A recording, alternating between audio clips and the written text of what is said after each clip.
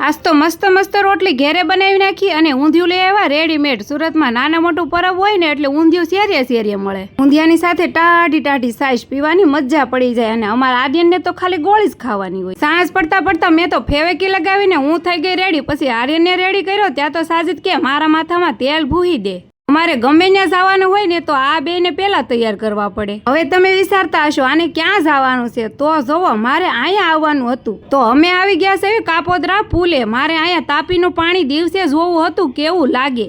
મેં તો જોઈ લીધું પણ તમે પણ હારે હારે જોઈ જ લ્યો।